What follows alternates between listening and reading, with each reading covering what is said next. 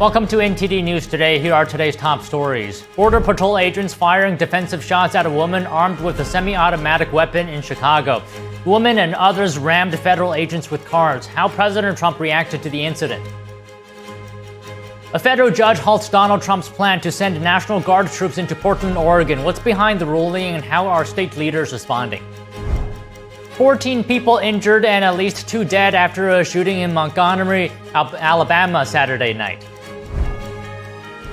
Secretary Rubio says regional and international partners support President Trump's Gaza peace plan. He says with their pressure, Hamas has to implement it. Our expert panel tells us how close we are to peace.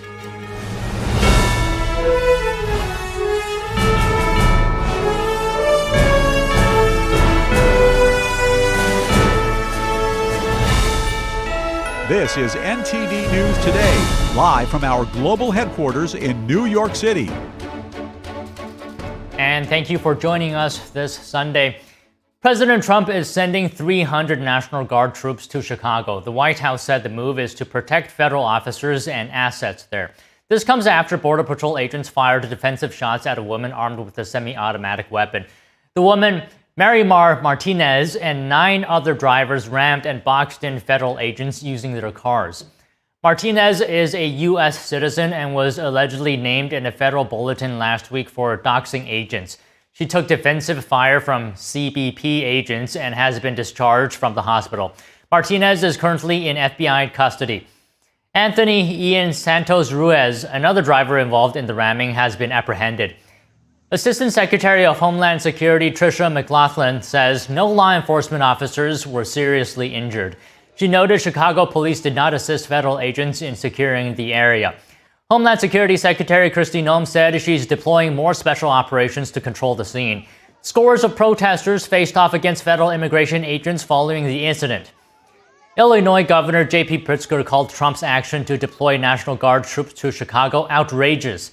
He said the War Department gave him an ultimatum on Saturday. Either he authorized the deployment of National Guard troops or the federal government will do it.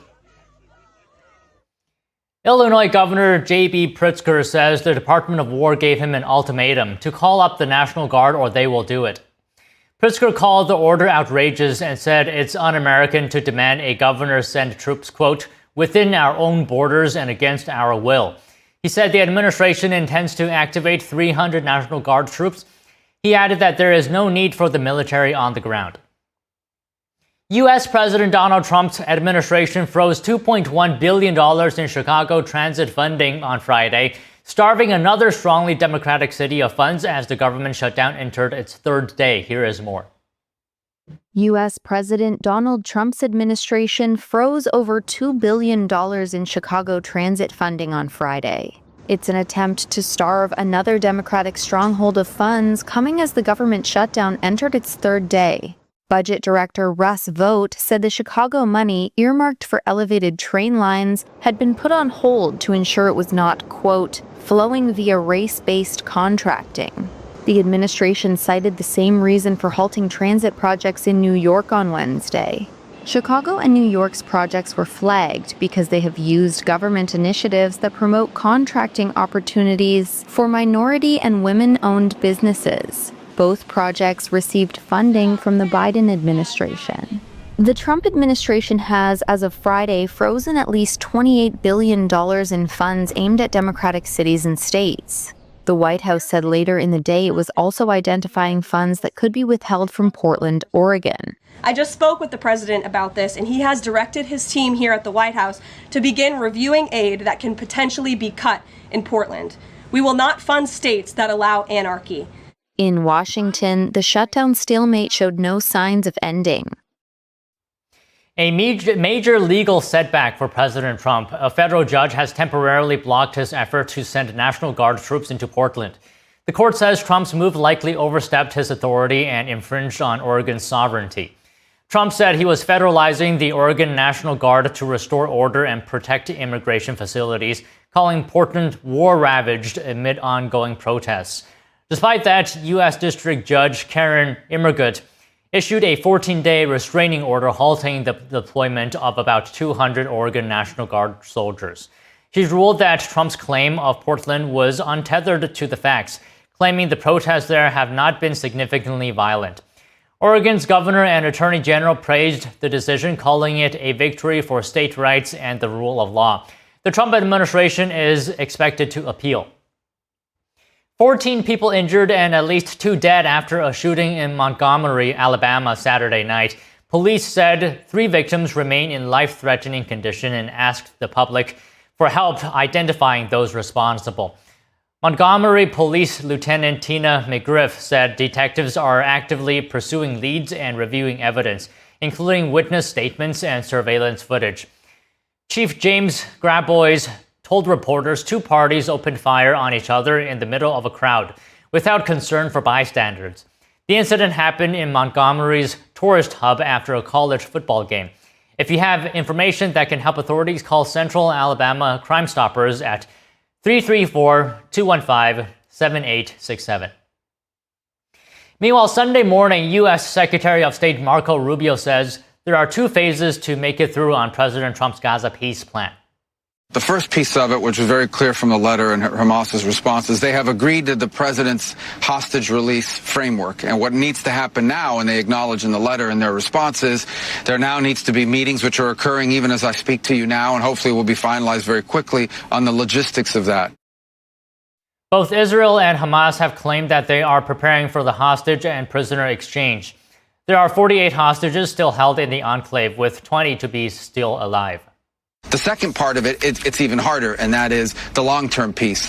What happens after Israel pulls back to the yellow line and potentially beyond that as this thing develops? How do you create this Palestinian technocratic leadership that's not Hamas, that's not terrorists, and with the help of the international community?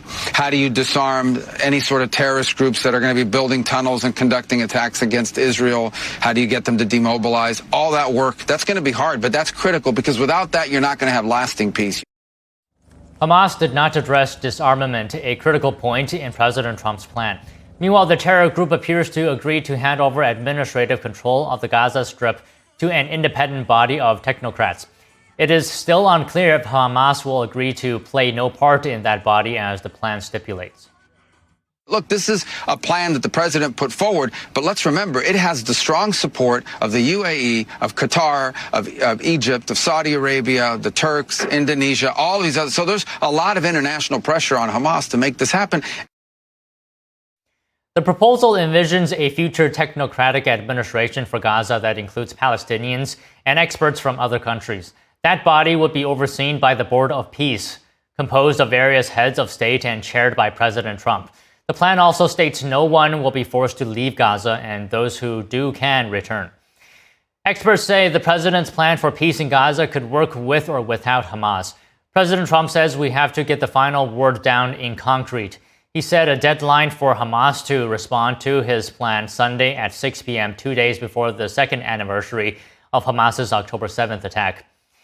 Hamas on Friday responded to the plan in a positive way. Right now, Egypt is preparing to host ceasefire talks. Israel is preparing to implement the first phase of President Donald Trump's Gaza peace plan. Joining us to discuss is David Wormser, analyst for Middle East Affairs at the Center for Security Policy, and we have Brandon Weichert, geopolitical analyst and senior national security editor for the National Interest. First of all, thank you both for joining us on this Sunday.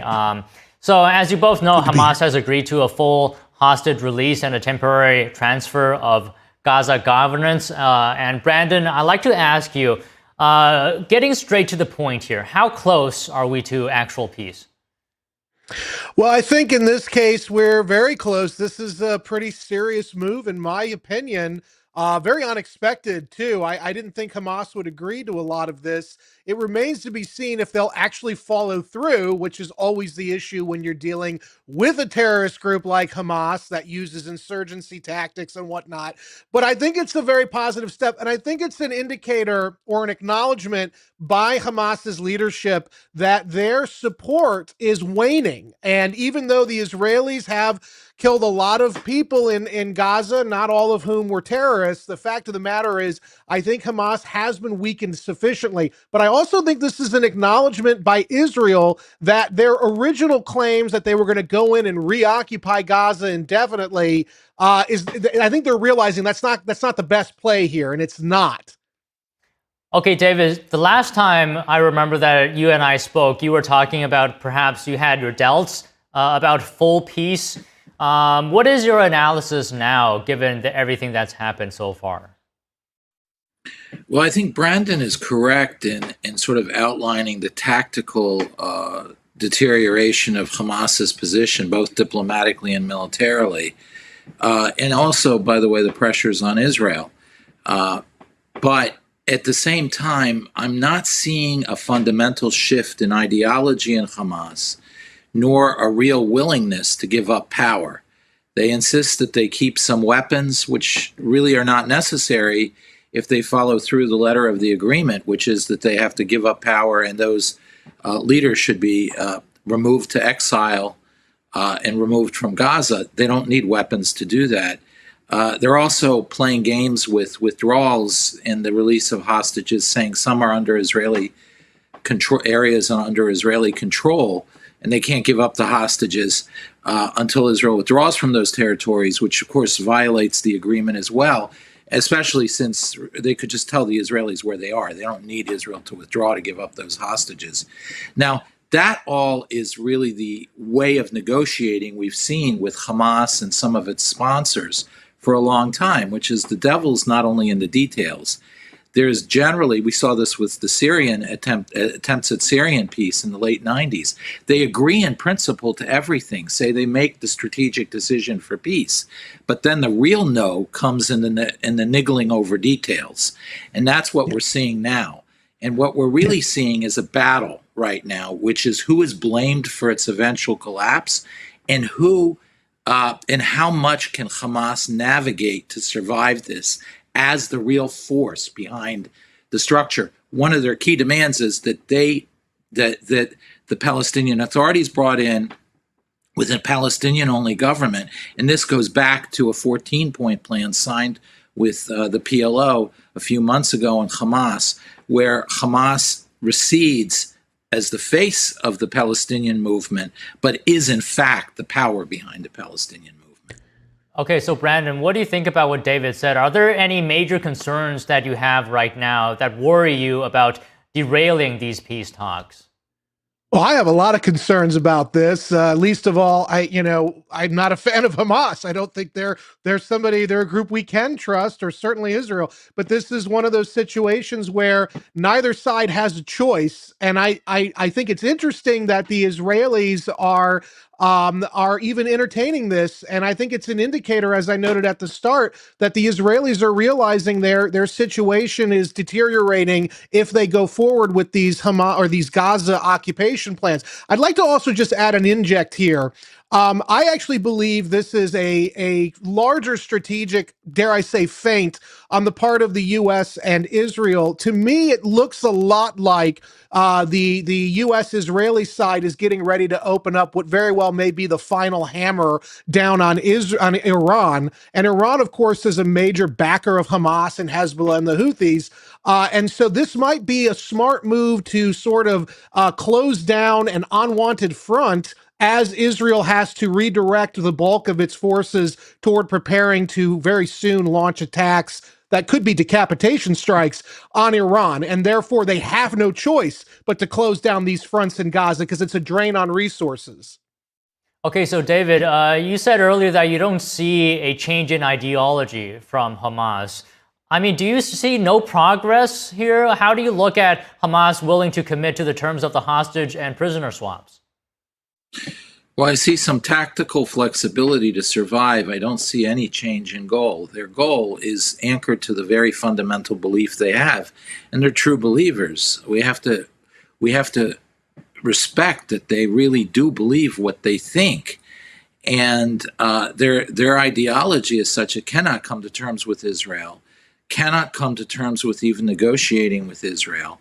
There are elements in the Quran that allow you to make a tactical breather ceasefire, but there's no real structure through which Hamas, Muslim Brotherhood more generally, can really come to terms with the West or Western civilization. And this is really playing out in Gaza. Hamas has said it will do 1,000 or 1,000,000 October 7th until they destroy Israel. They are quite clear about their long-term objectives, and it's not only rhetoric. We have to accept it as real belief. Okay, Brandon, what do you think about that, what David said?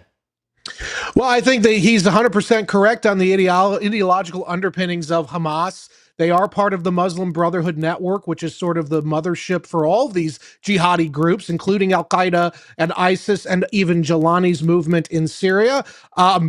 Ultimately, though, Hamas is not going away. They have enough support among the population of Gaza. They might be losing some support, as I think they are, but ultimately they will continue to be a player as much as, say, the IRA and Sinn Féin were in the post-British moment in Ireland several decades ago. They continue to have a role. This is just the nature of that particular beast.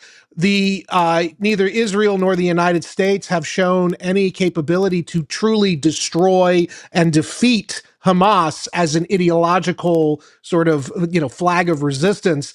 And barring some great silver bullet, we're going to have to all deal with the fact that you can't trust Hamas. Hamas is weak, but they're not defeated. They're not going away. So we're going to have to get a deal and continue to keep our guard up against this organization. So, David, do you think it's possible to completely eradicate this ideology that Hamas has? Not locally, not in Gaza, no. I mean, that would have to be eradicated by a much larger change in the Arab world, which includes a rejection of the Muslim Brotherhood and the various forms of political radicalism that we've seen emerge over 100 years already. So this is a part of a much, much larger problem that is only playing out in Gaza. And locally in Gaza, it's going to be very difficult to eradicate it as such. In general, though, Israel's facing something that really exposes the West's proclivities. Namely, we in the West believe in war as an episode, that we go to war if we have to. We don't want to go to war. If we have to go to war, we go to war, but get it done, get it over with, come home. It's an episode. Whereas for the Muslim world, it is a relentless wave, a relentless advance of, say, a liquid, of water, that is the long ball, and that they're playing for the long game. And we in the West have a very hard time strategically understanding the perpetuity and relentlessness of this. Okay, so Brandon, if there's a point you'd like to respond to for what David said, but also I wanted to get your thoughts on this transitional government. Do you think it's possible for Hamas to have no part of that? Oh, absolutely not. They will have a role in this transitional government. It's ridiculous for us to even delude ourselves into thinking that they won't. It's like I said, it's an ideology. I was on I was on Al Arabiya about a week ago, and I was asked about this, and I told the host point blank, and she seemed to agree, and she's in the region, so she would have a better idea. But Hamas is more than just a resistance movement. It is, in fact, an idea, and you cannot kill that idea.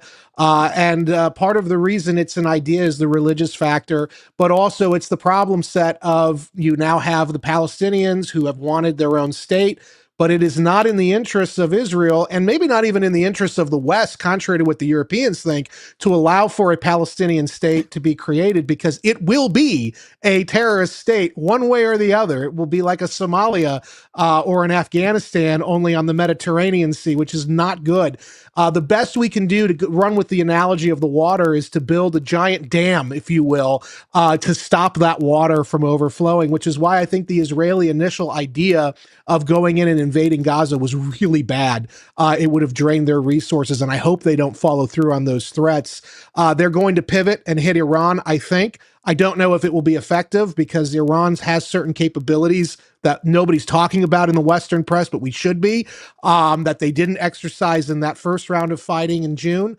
I think that they might exercise it this time around, especially because if Israel's thinking they have to drain the swamp, if you will, of the terrorist ideology, they're going to go after the mothership of terrorism, which is Iran. But that's a bigger fish to fry, I think, than anybody realizes in Jerusalem or in Washington. So we'll see what happens there. Okay, David, I just want to get your final thoughts here. If Hamas agrees to some form of this peace plan, or it does not fully agree, or it agrees and it plays tricks, how do you think this will end in the end of this? How is it going to play out? Well, it is reminiscent of previous agreements like Oslo, which on paper had all the structures necessary to contain the problem. But in truth, the implementation of it was surrendered by Israel and the West. We always excused Palestinian malfeasance in the agreements under the idea that they're moderates and hardliners, and we need to give in, even though they're cheating. We need to give in to validate the moderates against the hardliners. You're going to see the same dynamic now kick in. The only difference is the Israelis see their lack of sticking to the letter, the lack of holding the Palestinians to the letter of their agreements led to October 7th. So there is going to be some tension between Israel and the United States, where Israel will say these violations must be answered, and the United States will potentially return to an idea, yeah, but that's these radical Islamic Jihad types or whatever. We need to work with the moderates in Qatar, and it's going to be a good cop, bad cop thing. But in the end, it seems to me it'll play out a lot like Oslo did, and then eventually it'll be the same test for Israel and the West. Are you going to be serious about holding the other side to the agreement they agreed to? Well, okay, it was great to speak with you both today. Thank you both so much. Thank you. Nice to see you, David. Trade tensions between Mexico and China are increasing fast. Arian Pazdar is standing by live to explain how this is affecting the United States. Stay tuned for that.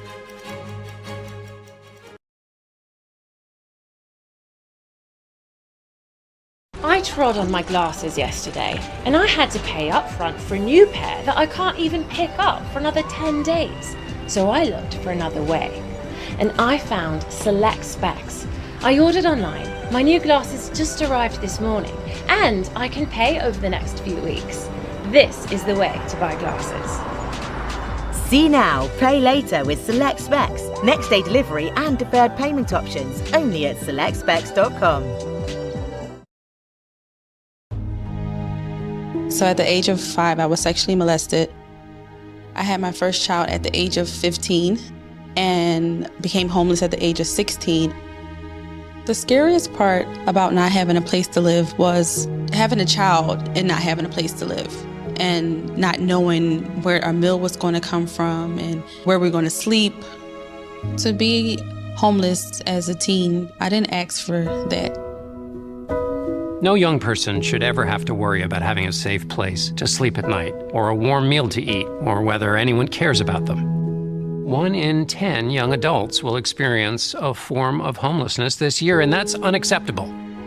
But the good news is there is an organization making a big difference, Covenant House. Call or go online now. For a gift of only $19 a month, just 63 cents a day, you can provide hot meals, safe shelter, medical care, and love to more than 2,000 young people who sleep at a Covenant House every night. For over 50 years, Covenant House has been helping youth in crisis. It was pretty tough. But Covenant House really helped me and really helped mold me into the woman I am today. Call or go online right now to safeplacetosleep.org with your gift of just $19 a month. With your monthly donation, you'll receive this soft, comforting blanket as a reminder of the warmth and safety your gift will provide a young person tonight. I have no words to express how Covenant House changed my life. They gave me the love that I needed. They just really genuinely just wanted to help me succeed, and I'm succeeding. Your $19 monthly gift is urgently needed to reach other young people who are facing unimaginable situations. Call or go online to safeplacetosleep.org. Your support makes the work of Covenant House possible. Thank you for caring. For 65 years, Mathis Home has been helping you create the room of your dreams at great values. Come celebrate with anniversary savings store-wide. Check out their amazing selection of upholstered beds. Here's a hot buy. This modern queen bed is covered in a soft, luxurious fabric. It's available in 2 colors for just $5.99. There's over 100 bedrooms in stock, so you're sure to find the style just right for you with fast, free delivery. Come celebrate with 65th anniversary savings at your furniture superstore, Mathis Home.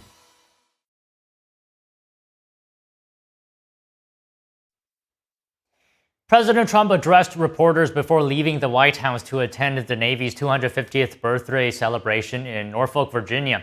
He touted the Gaza peace deal and said the ball is in the Democrats' court to reopen the federal government. Take a listen.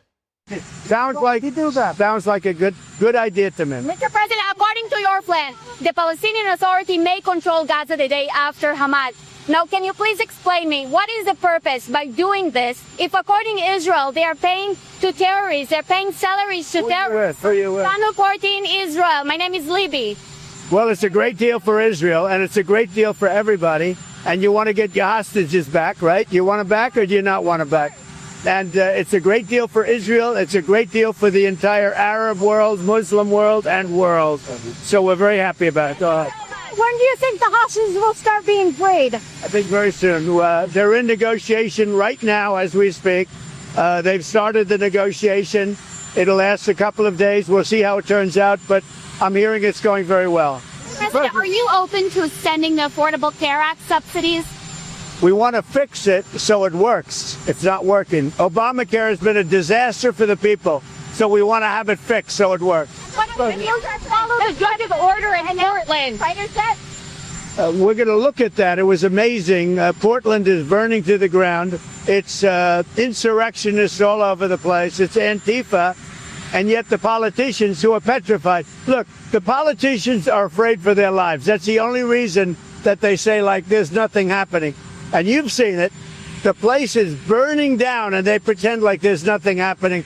So we'll take a look at the order. We haven't seen the order yet. President, you're going to celebrate the Navy today. The Navy is deployed in the Caribbean against the cartels. What is the next step on this war against drug trafficking in South America? Well, we're going to stop drug trafficking, and we've done a lot. There's nobody coming in on the water. That I can tell you. The water is like, there's nobody.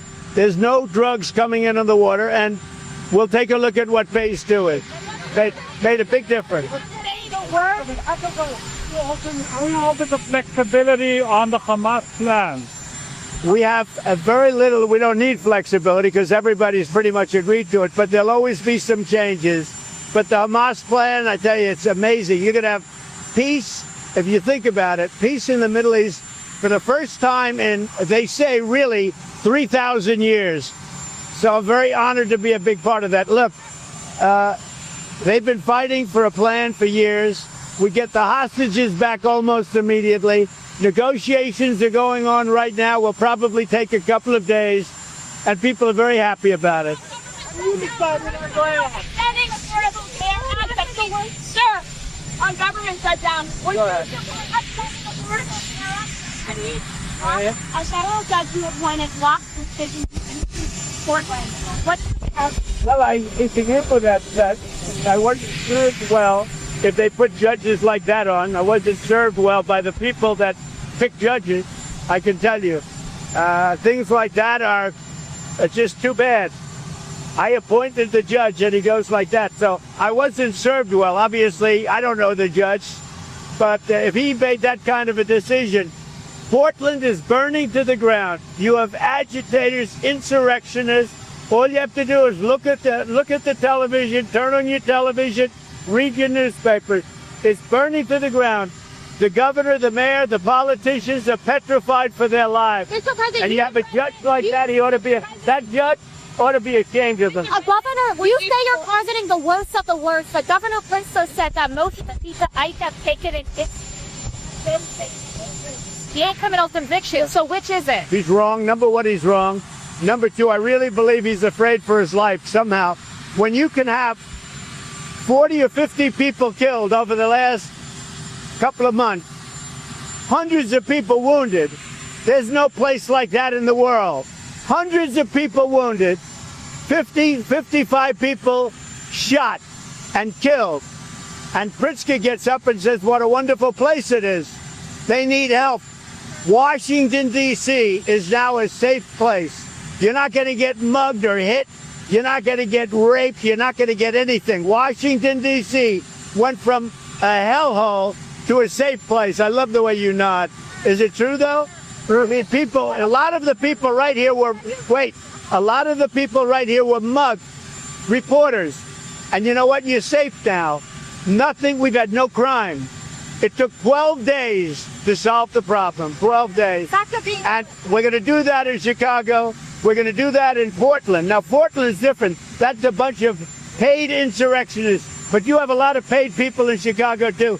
I believe the politicians are under threat because there's no way somebody can say that things are wonderful in Chicago.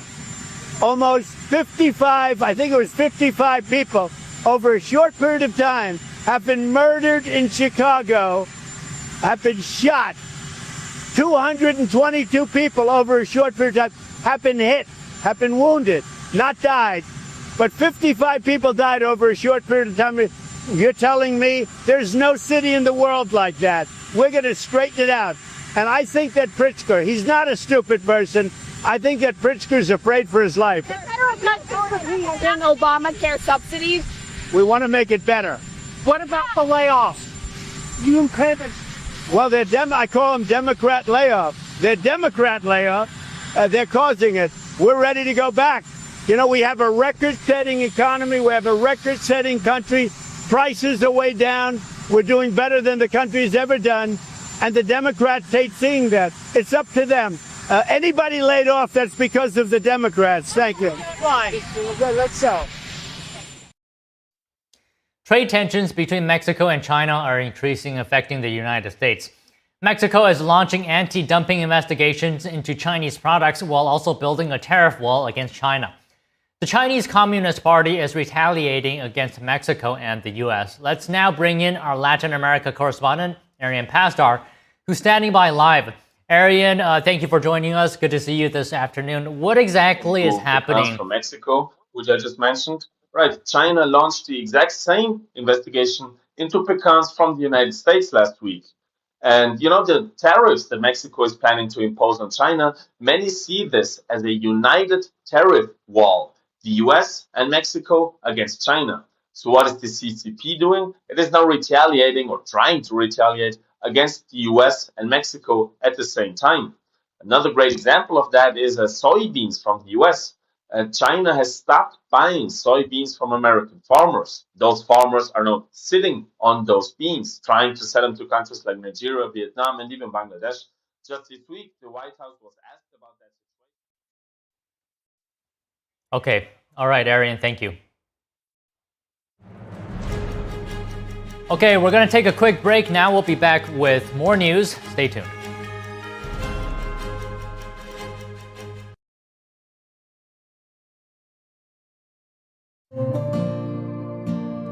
Imagine a coffee that cares for your health. Expertly fermented with a 50 enzyme complex to enhance flavor and remove bitterness. Small batch roasted to a decadent medium dark, resulting in a brew that is gentle on digestion, low acid, and up to 90% less caffeine than regular coffee.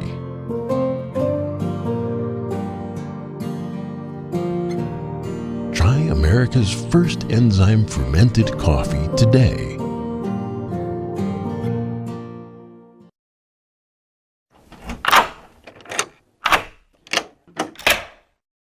I'm Jonathan Lawson. If you're 50 to 85, I have an important message about security.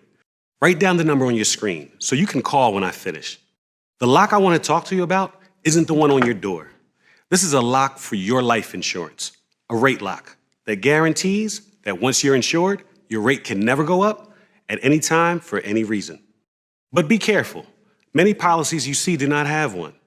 But you can get a lifetime rate lock from Colonial Penn. Call this number to learn more. This plan was designed with a rate lock for people on a fixed income who want life insurance that fits their budget and is simple to get. Coverage options start at $9.95 a month, less than 35 cents a day. Act now, and your rate will be locked in for life. It will never increase, guaranteed. This is lifelong coverage that can never be canceled as long as you pay your premiums, guaranteed. And your acceptance is guaranteed, with no health questions. You cannot be turned down because of your health. Call for your information kit and read about this rate lock for yourself. You'll also get a free beneficiary planner. Both are free with no obligation. Don't miss out. Call for information, then decide. Read about the 30-day 100% money-back guarantee. Don't wait. Call this number now. Call now and you'll also get this free beneficiary planner. Use this valuable guide to record important information and your final wishes, and it's yours free just for calling. So don't wait. Call 1-800-357-4821 for your free information. That's 1-800-357-4821. There's no risk or obligation. That number again is 1-800-357-4821. That's 1-800-357-4821. 1-800-357-4821. Call now.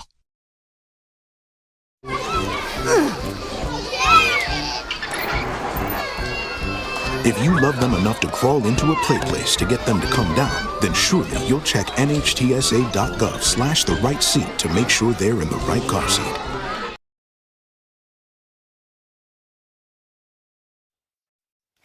Japan's ruling party picked a China hawk and staunch conservative as its next leader, on Saturday putting her on course to become the country's next prime minister. Here's more. Japan's ruling party on Saturday picked hardline conservative Sanae Takaichi as its leader.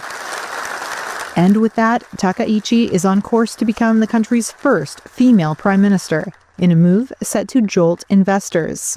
She's a former economic security and internal affairs minister with an expansionary fiscal agenda.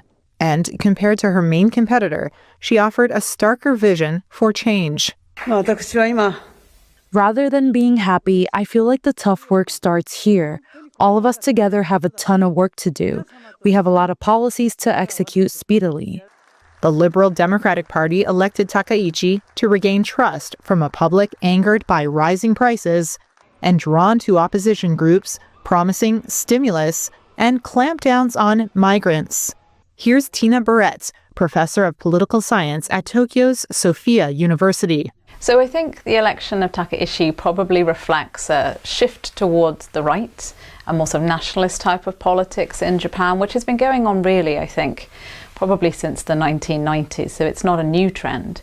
But in the past couple of years, the people who've been elected the leaders of the LDP generally come from the more liberal wing of the party. So I think this is significant within the party's politics to say that the right to recapture the leadership, which they haven't really held, I think, really since Prime Minister Abe. She wants to see more fiscal stimulus, more spending as a way of trying to kickstart the economy. Takaichi told a press conference on Saturday, quote, "Right now, I believe Japan's economy is in a very fragile state." She also said she planned to honor an investment deal with U.S. President Donald Trump that lowered his punishing tariffs in return for Japanese taxpayer-backed investments, having previously suggested redoing it. A vote in Parliament to choose a replacement for the outgoing prime minister is expected on October 15th. Takaichi is favored, as the ruling coalition has the largest number of seats. A search for family members uncovers the shocking practice of forced organ harvesting in China. An award-winning documentary on the subject was presented in Washington, D.C. on Friday. NTD's Sam Wong was at the screening of State Organs. To hear from the film crew and the audience, take a look. This isn't a China problem, it's a communism problem. On Friday, DC's Rotary Satellite Club hosted a screening of the award-winning documentary State Organs. The film delves into the stories of two families in China that spent more than 2 decades searching for their missing relatives. They discovered along the way a state-backed organ harvesting scheme that targets a large percentage of the population. There was a case about this young lady, eyes wide open, and they're actually going to remove her eye. That is insane. It's not some local guy in the back room somewhere in China. This is the highest level of government.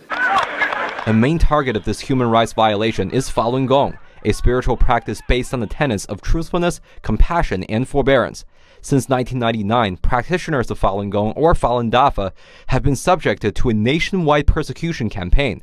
Along with mass incarceration and torture, China saw an explosion of organ transplants during the persecution, thus despite not having a voluntary organ donation system. In 2019, the UK's China Tribunal found that Falun Gong practitioners are likely the primary victims of forced organ harvesting. It's estimated that about 60,000 to 90,000 transplants are done a year by the CCP. We estimate that about every 30 minutes someone is killed for their organs right now at this moment. So as we speak or as we watch the movie, 2 to 3 people were killed. Audience members said they're shocked by the sheer brutality and scale of this human rights violation. This whole idea of medical tourism, which has become a $1 billion or a $1 trillion industry, because it's scaring me now. I would like to see the government not allow individuals here in the United States to be able to go to China to receive a transplant. There is no waiting list. Earlier this year, the U.S. House of Representatives unanimously passed the Falun Gong Protection Act, a bipartisan bill aimed at sanctioning anyone involved in China's acts of forced organ harvesting. The bill now awaits action in the Senate. If passed, it will become law once signed by the president. After the Holocaust, during the World War II, people kept saying, never again, never again. But now it had happened again. The difference is, today, while we still have time to stop this crime against humanity, we still have an opportunity to change the course of history. Sam Wang, NTD News, Washington, D.C. Trade tensions between Mexico and China are increasing, affecting the United States. Mexico is launching anti-dumping investigations into Chinese products while also building a tariff wall against China. The Chinese Communist Party is retaliating against Mexico and the U.S. Let's now bring in our Latin America correspondent, Arian Pazdar, who's standing by live. Arian, thank you for joining us. Good afternoon to you. What exactly is happening between those two countries, and can you give us an update on that? Hey, Don, good to see you. Thank you for having me. So yeah, there are multiple developments at the same time because trade tensions between Mexico and China are increasing at 3 fronts simultaneously. So the first one, the latest development, is that China on Friday said that it is monitoring anti-dumping investigations by Mexico. Now, those Mexican investigations, they are probing if imported Chinese products are being sold at unfairly low prices. You know, China says that Mexico launched 11 such investigations this year alone. That's double the number from last year.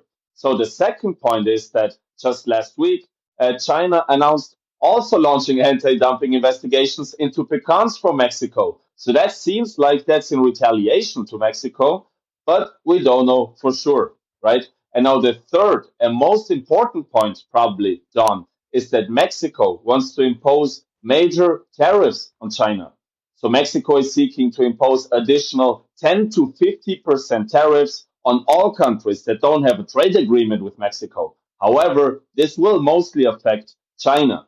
Because of that, China announced that it is investigating those tariffs, claiming that they would hurt mutual interest and respect or confidence, I should say. Now, Mexico's president responded to that Chinese investigation, saying that just like the United States, Mexico also wants to bring production back home. Let's take a look at what the Mexican president said. We are proposing a high-level working group to discuss why this decision was made. In nearly 4 years, imports in our country increased by around 83%. Exports also increased, and that is the Mexico plan. What we want is to produce more in Mexico. So the president says she does want to engage with China, but she makes clear that the plan is to bring production back home to Mexico, not have it in China. Don?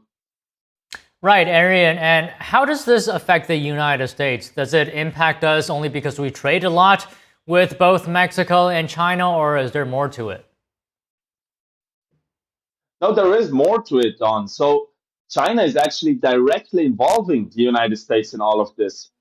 So you remember the anti-dumping investigations into pecans from Mexico that I just told you about. Right, so last week, China launched the exact same investigation into pecans from the United States. those tariffs that Mexico wants to impose on China, those 10 to 50% tariffs, many say that it is kind of like a united tariff front, the United States and Mexico against China. Because of that, the Chinese Communist Party is now retaliating against both the US and Mexico at the same time, or at least it is trying to do so, right? Another great example of that is, not pecans, but soybeans from the United States. China stopped buying soybeans from American farmers. Because of that, those farmers are now kind of sitting on those beans, trying to sell them to countries like Nigeria, Vietnam, and even Bangladesh.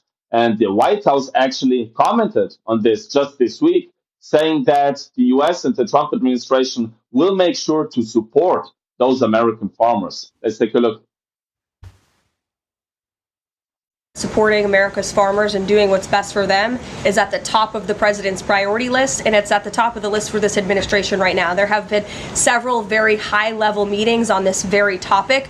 We want to help our farmers, and we're exploring the best ways to do that, and I would anticipate there will be more to come on that very soon.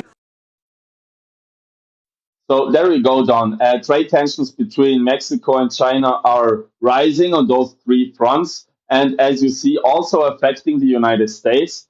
But, China needs both the United States and it needs Mexico. So I really don't think that China has much leverage in this trade conflict. So I think it should be an easy one for the United States to solve.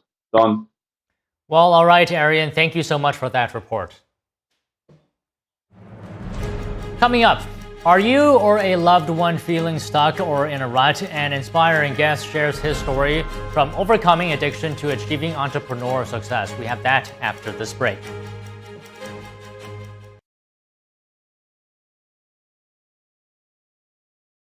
According to ancient Chinese medicine, purslane is considered a medicinal herb and is used to help lower cholesterol, improve vascular functions, and prevent diabetes.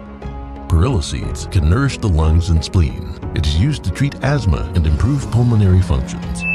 Puritang green vegetable omega-3 is made from purslane and perilla seeds from Hwangmae Mountain in South Korea. It contains over 90% of omega-3, 6, 7, and 9, the highest concentration possible without chemical additives. The soft gel is made of natural seaweed. It is 100% organic and vegan. Both adults and children can take it with peace of mind. Ancient recipes were passed down from heaven to bring prosperity and longevity. Puritang green vegetable omega-3.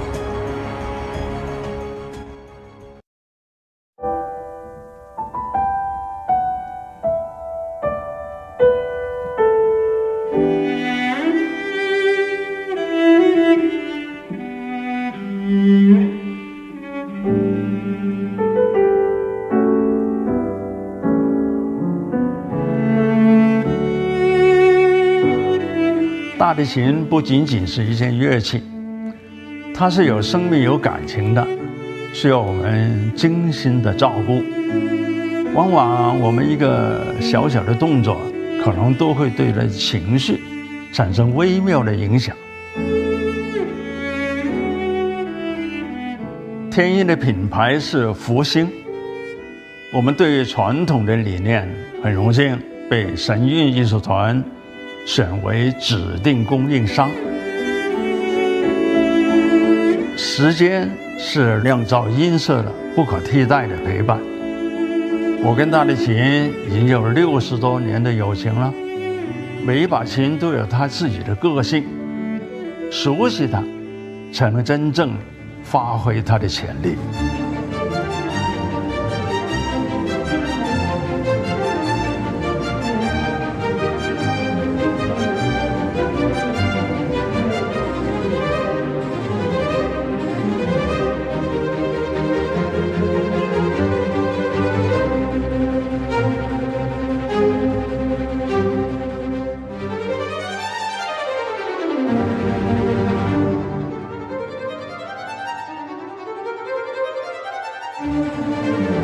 所以我希望给你的每一把琴都是首先我所信任的。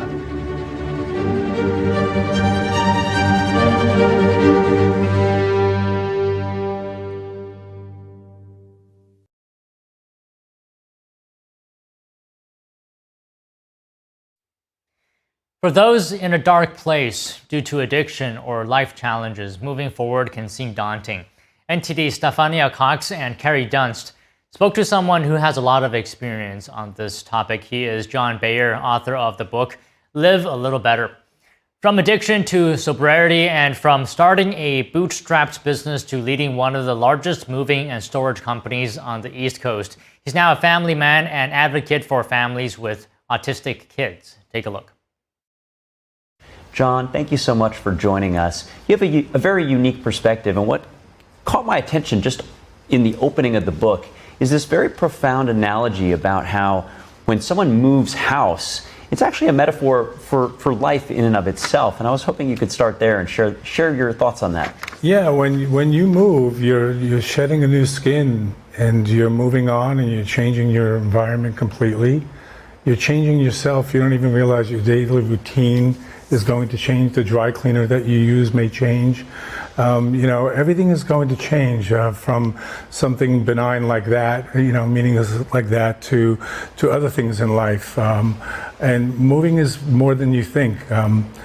Years ago, Psychology Today did an article about the four most stressful things in life. And it was death, divorce, job change, and moving.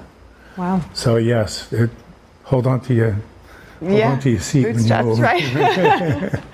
Now, you have a family history with addiction, and that shaped how you approach your... Yeah, on the cover of my book, there's a picture of a billboard that stood on the Long Island Expressway just miles from here, from Lefrak City in Queens.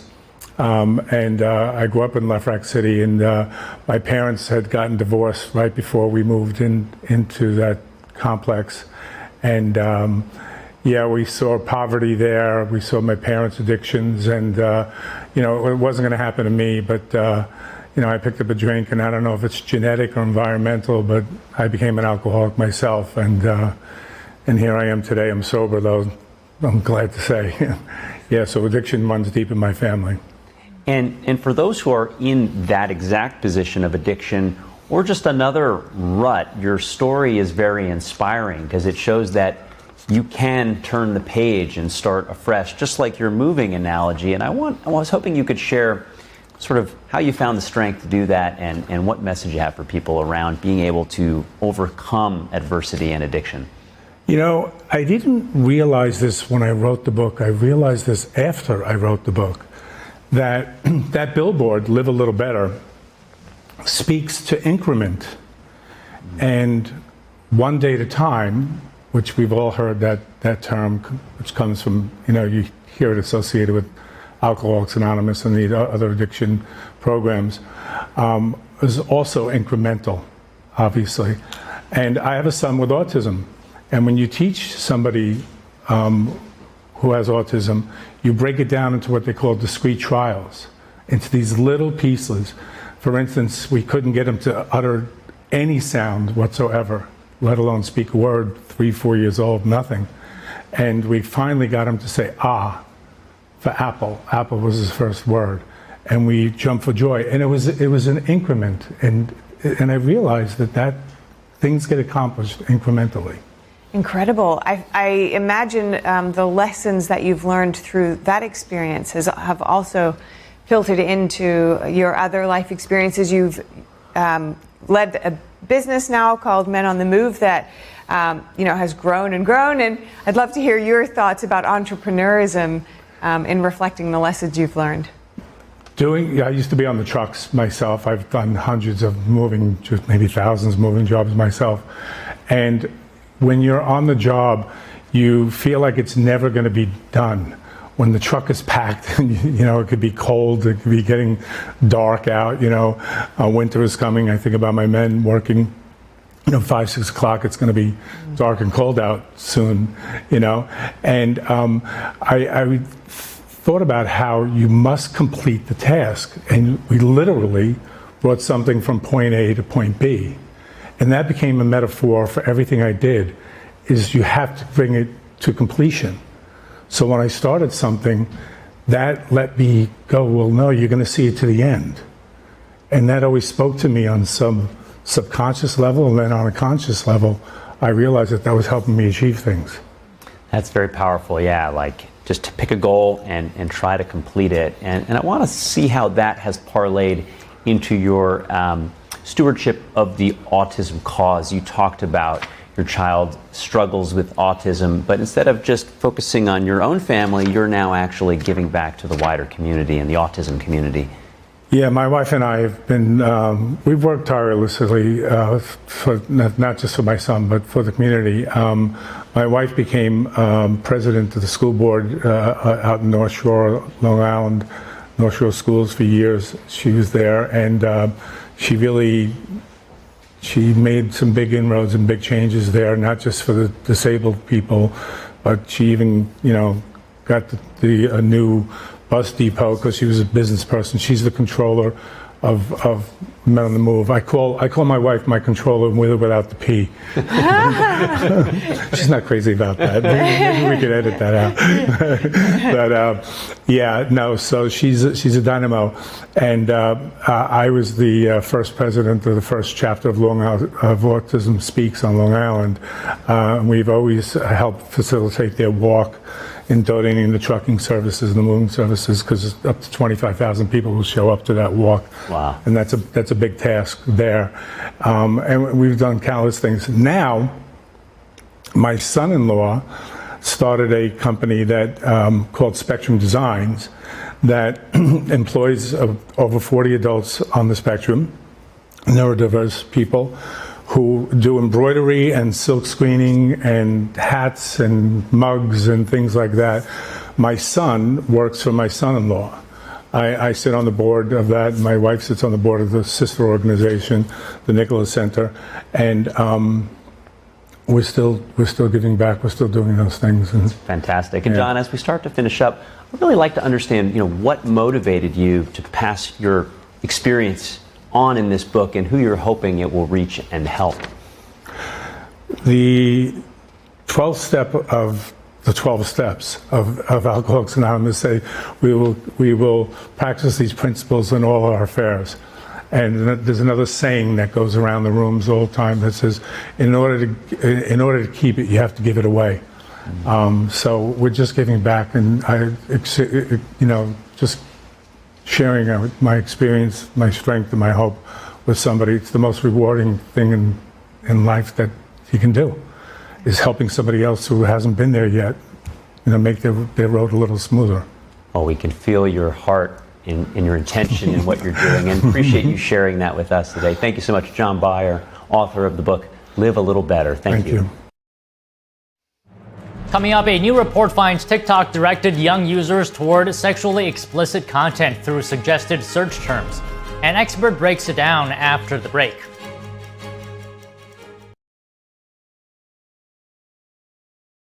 I go by Jackie. I'm 44 years old.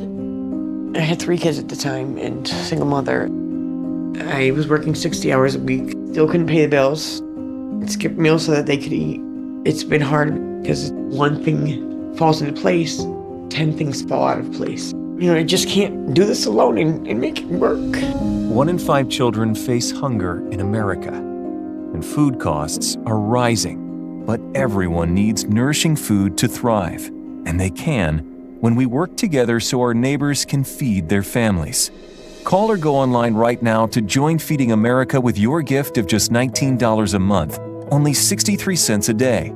Together, thanks to a nationwide network of food banks, dedicated volunteers, and the monthly support of people like you, we can fill plates with nutritious food for families across America. One day my mother came over to my house and said, "There's a meeting at the pantry." I said, "Okay," and I went. There were some ladies in there. They were from the food bank. They asked several questions. Some of those were about me and my story, but it helped me to open up a little bit. We're getting closer to the day when no one in America faces hunger, but we can't do it without you. Call or go online now. Visit helpfeedingamerica.org and give $19 a month, just 63 cents a day. 98% of donations go directly to help millions of people facing hunger, from coast to coast and in your own community. And when you give by credit card, we'll send you this exclusive canvas grocery bag to show you are a part of a movement of supporters working together to help end hunger. I have people that I can trust. I have hope. Please call now or make your monthly donation at helpfeedingamerica.org, and your gift can double in impact. I'm excited to announce that we're having our biggest 3-in-1 sale ever with a limited edition product, a back in stock special, and a closeout deal you won't find anywhere else. So go to mypillow.com or call the number on your screen. Use your promo code to get our MyPillow bed sheets, only $29.88. Any color, any style, any size, even kings, regular $119.98, only $29.88. Once they're gone for good. How about our My Towels? They're finally back in stock, but not for long. Get a 6-piece My Towel set, regular $69.98, now only $39.98. And for the first time and the only time ever, get our limited edition premium My Pillows. They're made with Giza cotton and designer gusset. Queen $17.98, Kings only $19.98. So go to mypillow.com or call the number on your screen. Use your promo code to get the best offers ever. Quantities are extremely limited, so order now.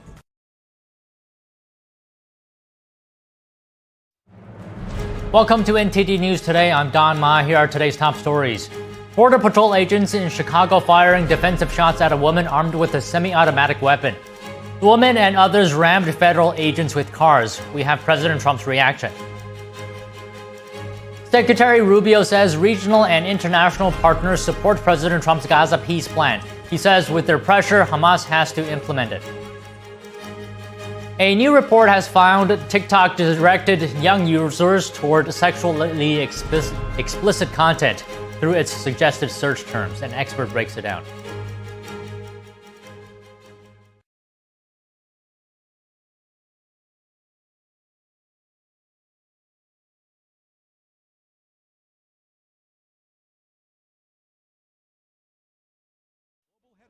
In New York City. And thank you for staying with us. President Trump is sending 300 National Guard troops to Chicago. The White House said the move is to protect federal officers and assets there. This comes after Border Patrol agents fired defensive shots at a woman armed with a semi-automatic weapon. The woman, Mary Mar Martinez, and 9 other drivers rammed and boxed in federal agents using their cars. Martinez is a U.S. citizen and was allegedly named in a federal bulletin last week for doxing agents. She took defensive fire from CBP agents and has been discharged from the hospital. Martinez is currently in FBI custody. Anthony Ian Santos Ruiz, another driver involved in the ramming, has been apprehended. Assistant Secretary of Homeland Security Tricia McLaughlin says no law enforcement officers were seriously damaged. She noted Chicago police did not assist federal agents in securing the area. Homeland Security Secretary Kristi Noem said she's deploying more special operations to control the scene. Scores of protesters faced off against federal immigration agents following the incident. Illinois Governor J.B. Pritzker called Trump's action to deploy National Guard troops to Chicago outrageous. He said the War Department gave him an ultimatum on Saturday. Either he authorized the deployment of National Guard troops or the federal government will. Sunday morning, U.S. Secretary of State Marco Rubio says there are 2 phases to make it through on President Trump's Gaza peace plan. The first piece of it, which was very clear from the letter and Hamas's response, is they have agreed to the president's hostage release framework. And what needs to happen now, and they acknowledge in the letter and their response, is there now needs to be meetings which are occurring even as I speak to you now, and hopefully will be finalized very quickly on the logistics of that. Both Israel and Hamas have claimed that they are preparing for the hostage and prisoner exchange. There are 48 hostages still held in the enclave, with 20 to be still alive. The second part of it, it's even harder, and that is the long-term piece. What happens after Israel pulls back to the yellow line and potentially beyond that as this thing develops? How do you create this Palestinian technocratic leadership that's not Hamas, that's not terrorists, and with the help of the international community? How do you disarm any sort of terrorist groups that are going to be building tunnels and conducting attacks against Israel? How do you get them to demobilize? All that work, that's going to be hard, but that's critical, because without that, you're not going to have lasting peace. Hamas did not address disarmament, a critical point in President Trump's plan. The terror group appears to agree to hand over administrative control of the Gaza Strip to an independent body of technocrats. It is still unclear if Hamas will agree to play no part in that body as the plan stipulates. Look, this is a plan that the president put forward, but let's remember, it has the strong support of the UAE, of Qatar, of Egypt, of Saudi Arabia, the Turks, Indonesia, all these others. So there's a lot of international pressure on Hamas to make this happen. The proposal envisions a future technocratic administration for Gaza that includes Palestinians and experts from other countries. That body would be overseen by the Board of Peace, composed of various heads of state and chaired by President Trump. The plan also states no one will be forced to leave Gaza, and those who do can return. Experts say the president's plan for peace in Gaza could work with or without Hamas. President Trump says, "We have to get the final word down in concrete." He set a deadline for Hamas to respond to his plan Sunday at 6 p.m., 2 days before the second anniversary of Hamas's October 7th terror attack. Hamas on Friday responded to the plan in a positive way. Right now, Egypt is preparing to host ceasefire talks. The Russia-Ukraine war continues, with Ukraine striking one of Russia's largest oil refineries as the war heads toward its fifth year. Russia unleashed missiles and drones on Ukraine in an overnight attack on Sunday, killing at least 5 people and damaging civilian infrastructure, including energy facilities across numerous regions. Ukraine, on the other hand, reported drone strikes on a Russian oil refinery. Moscow has stepped up attacks, particularly on Ukraine's energy grid and gas production sites in recent weeks. This as the fourth winter of war approaches and as diplomatic efforts to end the fighting have stalled. Zelensky also said Russia is blatantly trying to destroy Ukraine's critical infrastructure needed especially during winter: gas facilities, power plants, and transmission systems. President Trump announced a deal with Pfizer to reduce its drug prices. Earlier this week, I spoke to Jeffrey Tucker, the founder and president of the Brownstone Institute, for his take. Good afternoon to you, Jeffrey. Do you think this could finally lower drug prices for Americans? It's a start. Pfizer is the least popular of all the drug companies among Trump's base. And so I think maybe he had to get the hard part over with first. So there was some uncomfortable optics in the White House with the head of Pfizer meeting with Kennedy and Dr. Oz and Trump and so on. But generally, the import of what he's doing here is highly significant.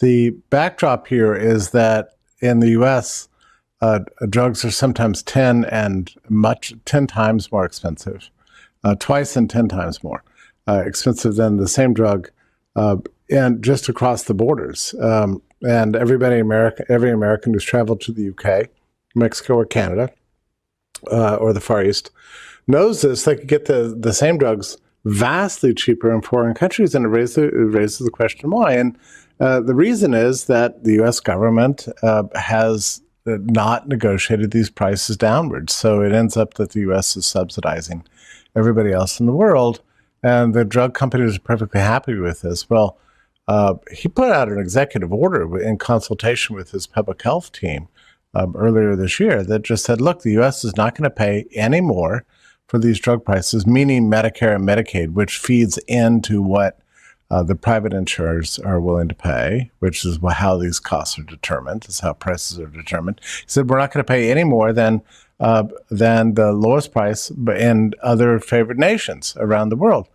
And so that was a shock. This is something the Democrats have wanted to get done for probably decades, and Trump did it against the recommendations of Wall Street and so on and so on. But I think it was a wonderful step because the pricing system as it existed doesn't make any sense. So this is part of that larger fabric. So Pfizer was the first company to come in and agree to the terms, and everybody else is going to follow Johnson & Johnson, Merck, and all the other pharmaceutical companies. And with that, Trump is getting agreements to invest in the U.S. instead of always making his pharmaceutical products abroad, which is actually a very serious problem that the U.S. has right now. Is we essentially don't have any pharmaceutical manufacturing in the U.S. So he's trying to do all these things at the same time, And these are extraordinary steps. Like I say, people have been trying to get this done for decades, and Trump's the first one to actually do it. Can I ask you what you think as to what is the likely long-term consequences of most favored nation pricing on U.S. consumer drugs? Well, it's definitely going to lower the prices. Now, are they going to get as cheap as they have been abroad, or are prices abroad going to go up, and we're going to meet somewhere in the middle? I think it's an empirical question. My guess is that we're going to see more of equilibrium pricing across all world pharmaceuticals. That world is coming to us soon, which is exactly what free trade theory would predict. David Ricardo in the 19th century used to talk about the law of one price, that under a free trade system, everything would tend to cost the same amount in all countries in the world. So I think that's what's going to happen. Prices are going to go up, and foreign countries are going to probably come down in the U.S. So it's good for Americans, no question. But you're going to pay the same price in the U.S. that you could get that drug in Sweden or the U.K. or Mexico? Probably not immediately, but it is going to lower the cost of prescription medications, and that's going to be very good for American household budgets. Unfortunately, the U.S. takes more pharmaceuticals and drugs than any other country per capita by far anywhere in the world. So that's highly regrettable.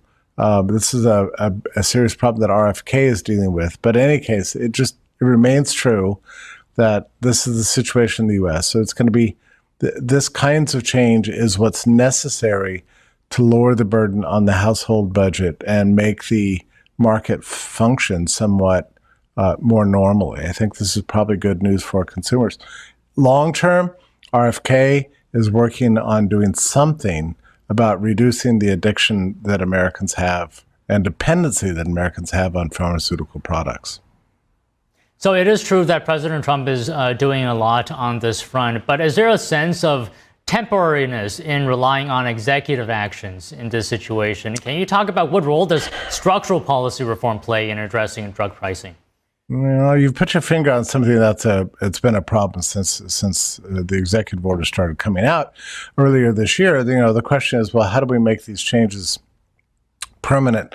And that's why you need a Republican Congress to mirror all these changes in legislation.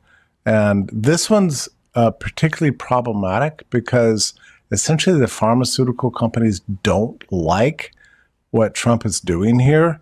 They prefer the status quo as it is because America's where the money is.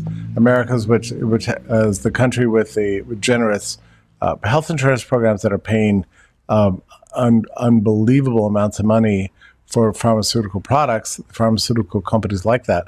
The pharmaceutical companies also have very big lobbies that are lobbying that lobby Congress, and many of these politicians feel a sense of dependency on their donations. So it's going to be hard to get this stuff mirrored in legislation. But your intuition is correct, and it's not just for this executive order. It's for all of his executive orders. They all need to be reflected in legislation. That's a major job for the White House right now, to get the Congress to go along with making these changes permanent. Okay, Jeffrey, can we just get your comments on one more thing? How do you respond to the idea that lower drug prices will stifle innovation? Yeah, I don't believe that. Their monopoly profits in the U.S. are so gigantic. One thing that they could do to save money and put it into R&D would be to stop squandering so much money on the advertising industry that is supporting so much media, right? So apparently that restriction's gone into place already. I think the FDA is going to demand a little more scrupulosity from pharmaceutical companies in explaining all the possible side effects of their drugs on their television advertising and newspaper advertising, which is going to make it much more difficult for them to advertise. So you take some of that advertising budget, put it into research and development, I think we're going to be good. The other thing is, I just have to say, not as a medical professional, there's so many generics that are already available that are good drugs. We don't always need a patented innovation in order to guarantee health. Sometimes what we need is just better lifestyles, the use of proven generics, and good old-fashioned home remedies can go a long way too. We need to rediscover those things. That's a subject I'm going to be writing about in Epoch Times, I think, in the coming days. All right, looking forward to that. It's always great to talk to you, Jeffrey. Thank you very much. Always my pleasure. Thank you. Trade tensions between Mexico and China are increasing fast. Arian Pazdar is standing live to explain how this is affecting the United States. Stay tuned for that.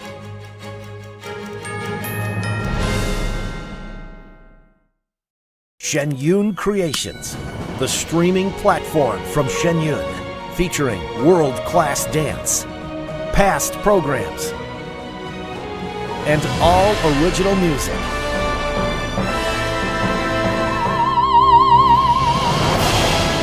Masterclasses, behind the scenes, comedy, and more. Explore shenyuncreations.com. Big things are happening at Mathis Home. Come in now for 65th anniversary savings all over the store. Like this oversized sofa in an ultra soft fabric with thick premium gel cushions and 5 throw pillows. Anniversary priced at just $9.99. That's an incredible value. Just one of over 100 great sofas in stock and ready for you to enjoy tonight with fast and easy financing and free delivery. Don't miss out on 65th anniversary savings happening now at your furniture superstore, Mathis Home. You are not hidden. There's never been a moment you were forgotten. You are not hopeless. Though you have been broken, your innocence stolen. I hear your SOS, your SOS.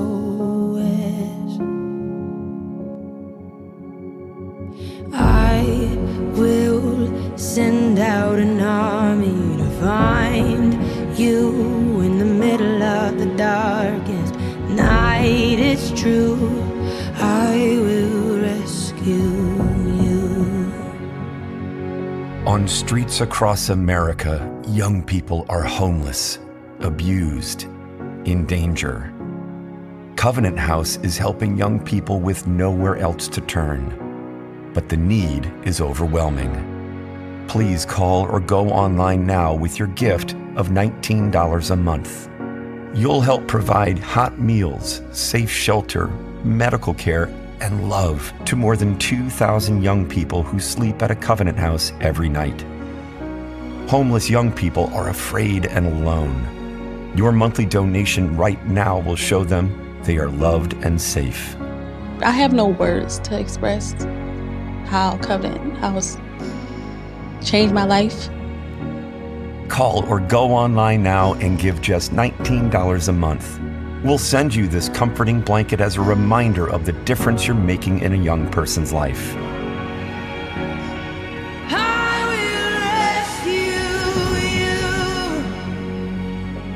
Call or go online now to safeplacetosleep.org.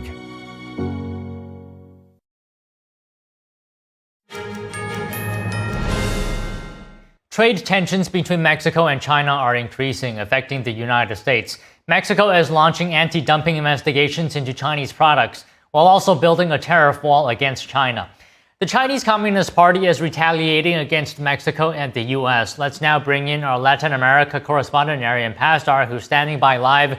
Arian, thank you for joining us. What exactly is happening between those two countries? Can you give us the latest? Hey, Don, good to see you. Thank you for having me. Yeah, so there are multiple developments at the same time because trade tensions between Mexico and China are increasing at 3 fronts simultaneously. So the first one, the latest development, is that China on Friday said it is monitoring anti-dumping investigations by Mexico.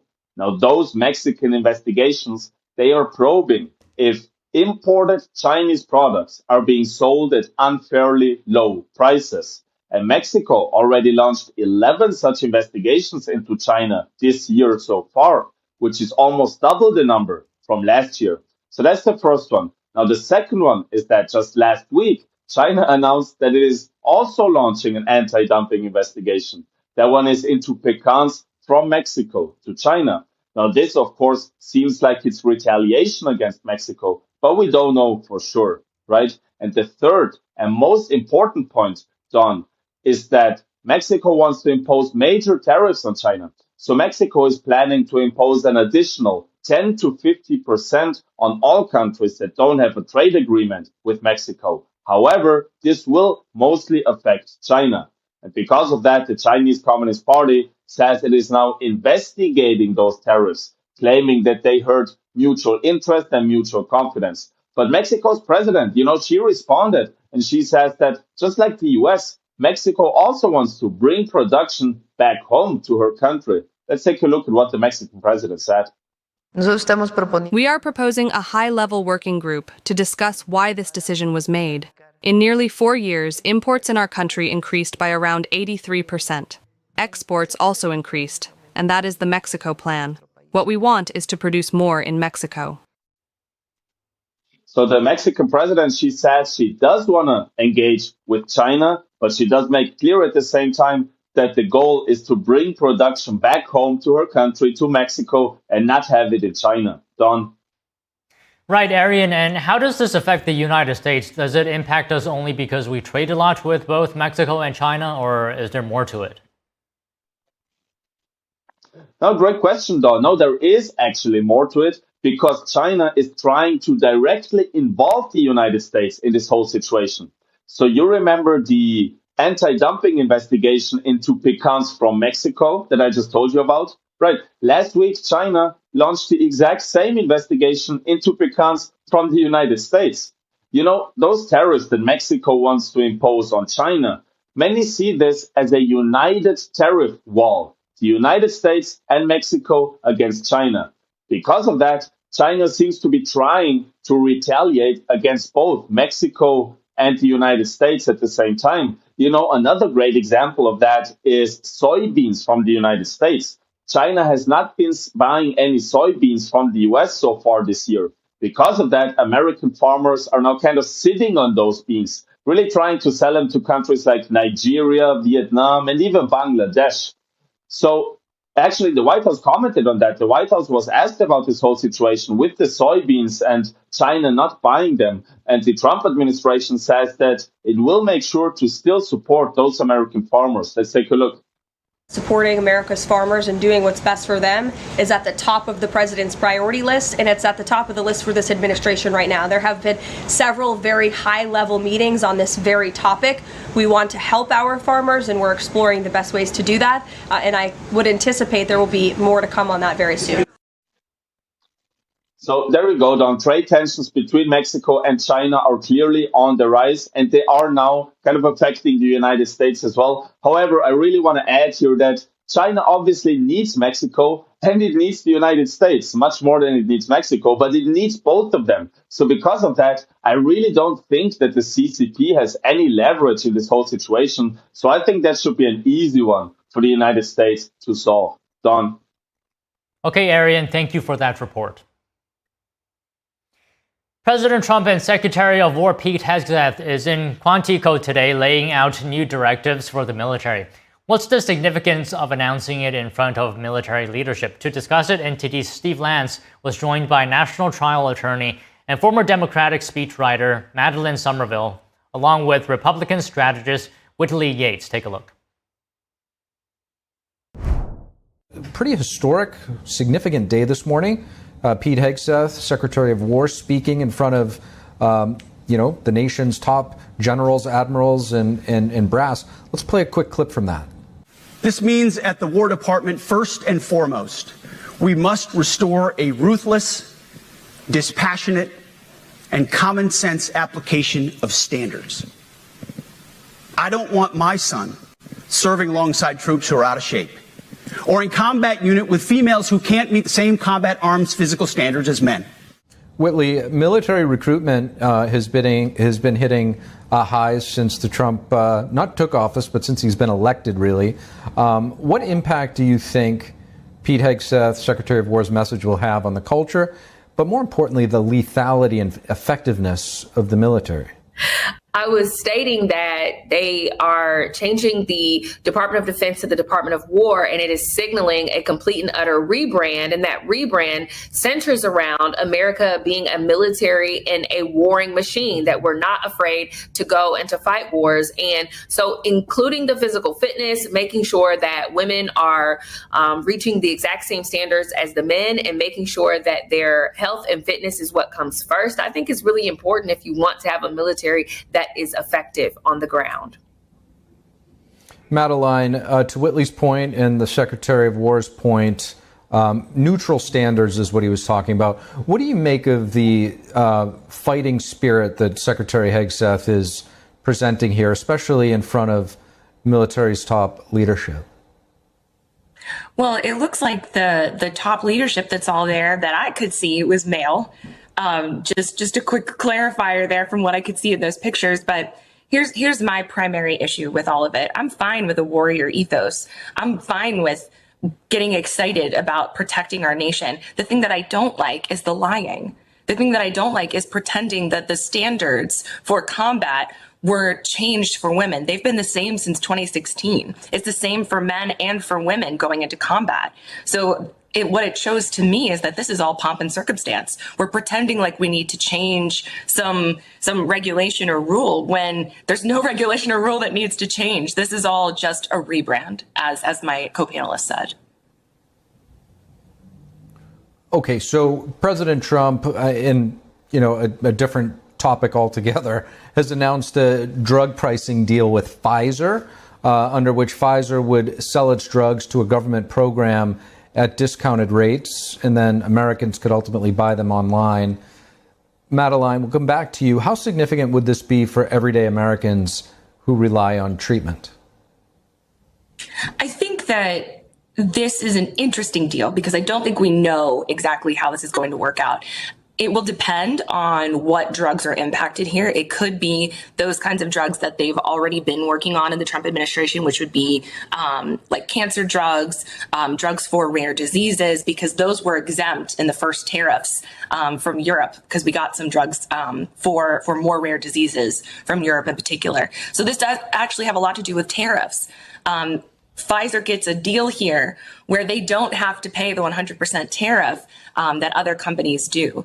And so I think while there might be, some benefit on the back end to Pfizer there, and they also get to improve their image with Americans, because I know a lot of people, especially on the right, were frustrated with the COVID vaccine. I think that we might be able to actually see some benefits from this as well. So not trying to hate on it completely. Whitley, the president doesn't have legal authority to require drug companies to sell their products at these lower prices. What steps should he take to ensure that Americans benefit from this deal? In his first administration and when he was president, previously he did make a deal to lower insulin, and while Biden got into office, he reversed that deal and then re-signed it under his name. You can tell that this is something that the Trump administration has been very passionate about, because you've seen it throughout the administration. What I will say is, no, he cannot force people or force the government to purchase these drugs. But the fact that he is making this a priority is important to people, because drug prices are astronomical. As the co-host previously said, people did have some feeling, but the feeling wasn't toward Pfizer per se. The feeling was toward the government forcing people to get the jab. That was the problem. It was the forcing of people to get the COVID vaccine that people had an issue with, on top of the speedy way in which the vaccine was produced. And so I don't necessarily think that for Pfizer, this is some type of a PR campaign. But what I will say is that Americans are looking for ways to cut costs, specifically when it comes to things like medication and groceries. And so the fact that the Trump administration is addressing this is a step in the right direction. Switching gears a bit here, with just hours left before a looming government shutdown, which does appear imminent at midnight tonight. Madeline, why do we always seem to wind up in this situation? And what do you make of some pretty prominent Democrats in the Senate sort of jumping on board with Republicans? Does this indicate that the shutdown will actually be short-lived? I think it will be short-lived. I think that the frustration that exists from young people within the Democratic Party will persist, because I think that older leadership like Hakeem Jeffries and Chuck Schumer have proven that they don't know, they're not in tune with the wants and desires of their constituents. And that would either be understanding that there's about to be a government shutdown, so being proactive and working with the Trump administration. I don't care whose responsibility it is, do something, right? Be proactive. We haven't seen that, and so I think politically they haven't engaged with the Republicans nor with their base in a way that's going to help us moving forward. But I think that when it comes to the tropes that we've been hearing from the White House, and I try to be as fair as possible, especially what we've heard from J.D. Vance, it's a straight up lie that the reason why they want to shut down the government, the Democrats want to shut down the government, is because they want to give health care to illegal immigrants. That's just not true. It's not allowed under federal law to do that. And the only time that illegal immigrants ever get health care is through emergency care, which makes up 1% of the federal budget. That's not why the government's shutting down. So again, my issue with Pete Hegseth, my issue here is I don't like that they're not telling us the truth. Whitley, give you a chance to reply.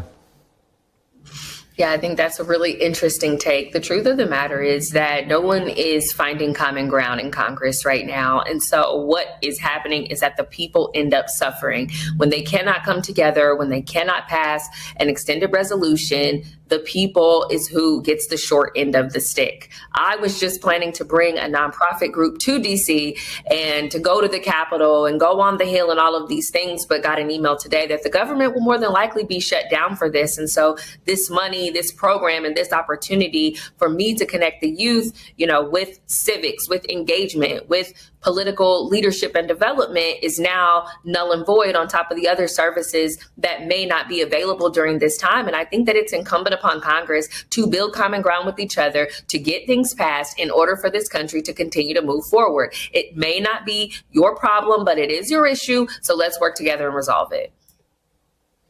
We did see last time government shut down in 2018, a lot of national parks and museums were shut down for over a month. We'll see what happens with this one. Madeline Somerville, Whitley Yates, really appreciate you both. Coming up, a new report has found that TikTok directed young users toward sexually explicit content through its suggested search terms. We talk to an expert after this break.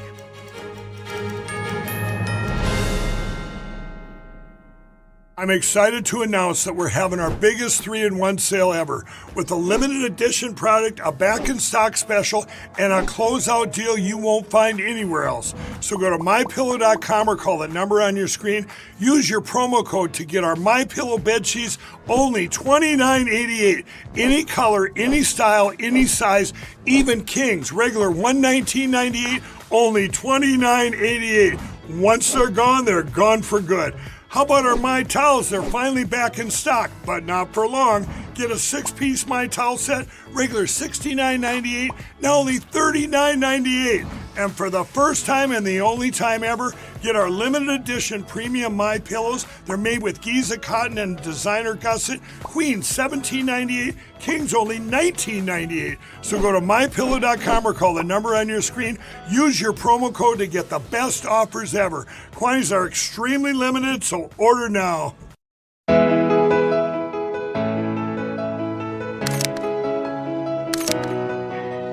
Focus on beauty, showcase nature, share kindness, feel brightness, capture the beautiful moments in your eyes. Your works will be showcased in galleries and on multiple online platforms, appreciated and collected. Please visit photo.ntdtv.com. Kids love it. Parents trust it. Obviously.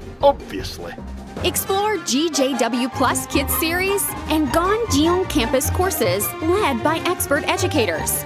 This is spectacular. Children will learn values like respect, responsibility, and knowledge in language, science, and more. Wow. All while having fun. Perfect. Subscribe today at GJW Plus Kids, where learning meets fun. According to ancient Chinese medicine, purslane is considered a medicinal herb and is used to help lower cholesterol, improve vascular functions, and prevent diabetes. Perilla seeds can nourish the lungs and spleen. It is used to treat asthma and improve pulmonary functions. Puritan green vegetable omega-3 is made from purslane and perilla seeds from Hwangmae Mountain in South Korea. It contains over 90% of omega-3, 6, 7, and 9, the highest concentration possible without chemical additives. The soft gel is made of natural seaweed. It is 100% organic and vegan. Both adults and children can take it with peace of mind. Ancient recipes were passed down from heaven to bring prosperity and longevity. Puritan green vegetable omega-3.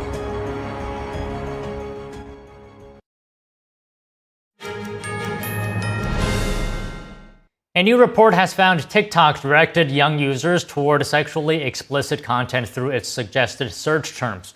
Joining us to discuss is Andrew Salapak, social media professor at the University of Florida. Andrew, always great to see you. Thank you for coming on this Sunday. Can I ask you, what does it mean that TikTok's restricted mode is still showing sexualized content? Well, I think what we're dealing with here is nothing that's surprising, that there's sexual content on social media, particularly on TikTok. What the study just kind of does is it really kind of limits any potential other reasons why. So if you look at it, they're basically new phones out of the box. You know, there wasn't anything done on them. There wasn't any reason for someone to believe this person was older. They weren't, you know, the researchers weren't using their own phones. So these were basically blank phones that they went on there, and without spending much time, the accounts were fed adult content. And this is because, you know, if we think about it, like, what are people going to be interested in? Adult content, whether it's sexual content or violent content. So it's not necessarily surprising this is happening. What's surprising is that we're kind of even shocked by the fact that it's happening. I mean, this is something that's going on these platforms. But the question I have is that if TikTok already has rules against sexual content, then how can these search results still appear for minors? Well, they have rules, but it doesn't mean that they're actually doing a good job with them. I mean, you've got so many people that are on TikTok that, you know, what we're talking about is not necessarily that the platforms themselves are reviewing each piece of content before it goes up. This isn't a newspaper where you have an editor and you have somebody reviewing content before it gets posted. They're not doing that. More often than not, it's just content gets caught after it's been uploaded. It doesn't mean that no one sees it before it maybe gets caught and taken down. It does mean that it is seen by people before it gets caught and taken down. So this content exists. It's up there. It's just a matter of how long it takes before the platforms are able to notice it and remove it. So the content gets uploaded. Particularly the problem that TikTok has is with TikTok Live, where, you know, you have people who are posting things. They might use some innuendo and everything else, and you can get sexualized content in TikTok Live, TikTok posts. Again, it's not a newspaper. There's no editor who reviews each piece of content before it gets posted. It's all sort of a post review of the content being up there, and then it gets discovered it has content that might violate any terms of service that TikTok has. And Andrew, can we also talk about TikTok's age verification system? TikTok, you know, has said that it removes millions of underage accounts every month. Taking that into consideration, I'm just thinking here, does that suggest that their age verification doesn't really work that well, that too many kids are slipping through the cracks? Well, when they talk about underage, we're not talking about 17-year-olds per se. They're really looking at people under 13 with a lot of these cases. And with that, I mean, the age verification process, you know, anybody builds a 10-foot wall, someone will build an 11-foot ladder. So, yeah, I mean, the fact that they're literally admitting that millions of accounts need to be deleted can demonstrate that their age verification process isn't the best at stopping. It might be good at Once we've realized this person is not old enough to be on this platform, we then take the accounts down. But their admission that they take so many down kind of is an open admission that their age verification process to allow you to have the account is not working so well. So what role should parents play, right? When we're talking about how old should kids be when using these platforms? What role should parents play versus regulators and tech companies in shielding children from harmful online content?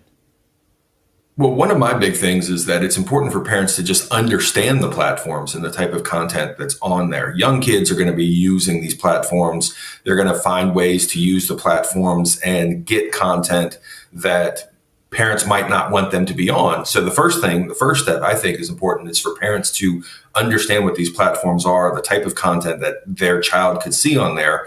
And that might be a big motivation in and of itself for them to kind of not want their child to be on there at all, much less to kind of monitor what they are seeing. It's the first to have that understanding, the awareness, the education of what's on here, what could they see, what might they see, and do I want my child to see this? After that, there's all sorts of different third-party apps. You can do things within TikTok to limit how much time a child can spend on there, to limit if they can access that type of content, limit how much screen time they can have. But the first part, I think, is for parents to just be aware, to know what's on there. And part of that comes from not just reading about it and, maybe watching some YouTube videos or online videos, but actually getting into the platform and seeing exactly the type of content that's available there. Do you have any recommendations for parents as to what age should children start using social media or the internet, in fact, in general? Well, those are two different things. I think the internet's a little bit different because you have people who are a little bit better understanding of the internet and the type of content that's on there. For a parent, making sure that particularly a young person isn't sort of accessing the internet or social media alone or by themselves, but sort of having that family computer where you can kind of see what the children are doing. And the other big thing is, again, with how much content young people are getting. I'm sort of a positive person and believing of the possibility of the internet and the information and the access to information and learning about things. So I don't think it's good for us to look at and tell parents, hey, don't allow your child on there at all, but to monitor what they're looking at, to look at the search history, to kind of have the different apps and seeing, all right, what is my child looking at? What's the content? How much time are they spending on there? It's a very proactive approach to using social media, your child using social media, your child using the internet, rather than kind of completely limiting them, because there is so much good content that can be found on there. And I don't think we should throw the baby out with the bathwater simply because we're worried what they might see. Instead, we should know what the possibility is and then protect them as much as possible, including talking to kids about this is what the type of stuff that's there. This isn't good for you, and having those open dialogues between a parent and a child. I know it's not always possible. It's asking so much more of parents who are already busy with their jobs and everything else. But if you're really concerned, I think it's important to have these additional conversations. Okay, well, very good advice, I'd say. Thank you so much for talking to us today. Thank you. Tensions are rising with China and Russia on multiple fronts, from trade battles and Taiwan security to U.S. military preparations and national security concerns at home. Here's what you need to know about this week. Starting off, Mexico is stepping up pressure on China, launching new anti-dumping investigations on goods like glass and PVC tarps. It's a move many see as siding with Washington. Beijing fired back, threatening to take all necessary measures while targeting Mexican pecans in a retaliatory probe. Analysts say Mexico is balancing support for U.S. trade priorities with flexibility as the USMCA trade agreement comes up for review. Meanwhile, the U.S. and China are still hashing out trade talks ahead of President Trump's expected meeting with Xi Jinping at the APEC summit.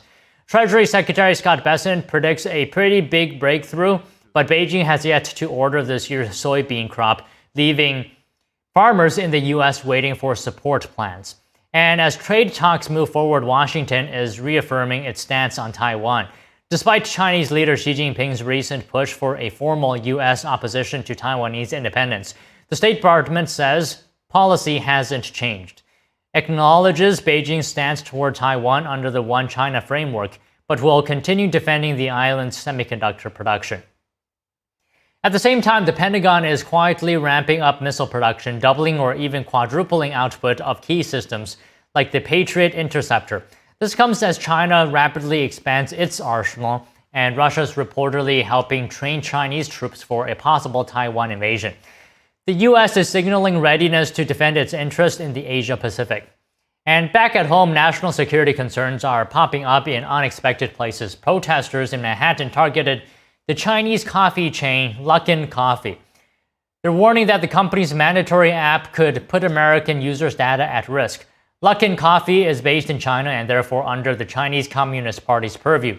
The demonstration highlights ongoing unease about Chinese companies operating in the U.S. Today marks day 5 of the government shutdown. The Senate is expected to vote Monday on a bill that would reopen the government. We have that story and more after this break.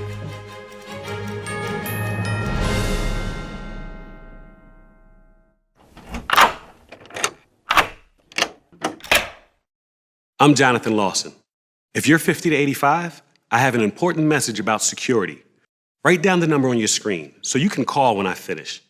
The lock I want to talk to you about isn't the one on your door.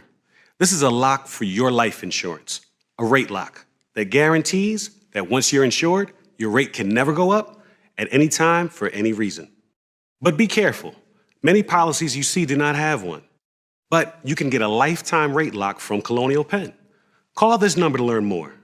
This plan was designed with a rate lock for people on a fixed income who want life insurance that fits their budget and is simple to get. Coverage options start at $9.95 a month, less than 35 cents a day. Act now, and your rate will be locked in for life. It will never increase, guaranteed. This is lifelong coverage that can never be canceled as long as you pay your premiums, guaranteed. And your acceptance is guaranteed, with no health questions. You cannot be turned down because of your health. Call for your information kit and read about this rate lock for yourself. You'll also get a free beneficiary planner. Both are free with no obligation. Don't miss out. Call for information, then decide. Read about the 30-day 100% money-back guarantee. Don't wait. Call this number now. Call now and you will also get this free beneficiary planner. Use this valuable guide to record important information and your final wishes, and it's yours free just for calling. So don't wait. Call 1-800-357-4821 for your free information. That's 1-800-357-4821. There's no risk or obligation. That number again is 1-800-357-4821. That's 1-800-357-4821. 1-800-357-4821. Call now. £6 prescription glasses from Select Specs are always great value. There are no offer codes or first-time customers only. Anyone can buy them, anytime. And you can upgrade to Select Specs Express for next day delivery. And with deferred payment, you can spread the cost. See now, pay later with Select Specs £6 specs. Next day delivery and deferred payment options available at selectspecs.com/£6. We said we'd never give in to a meltdown. Mariella! Never leave the house looking, well, and never let them out of our sight.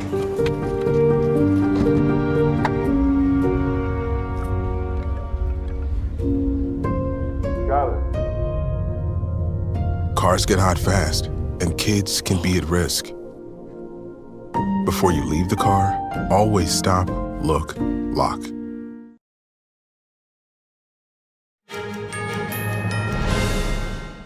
The Senate is expected to vote Monday on a bill that would reopen the government. Today marks day 5 of the government shutdown, and lawmakers have made no progress in negotiations to fund the Fed. Reductions in the federal workforce are imminent, and the House has suspended voting until the Senate breaks the deadlock. For more about the government shutdown, I spoke with Republican Congresswoman Beth Van Dyne of Texas.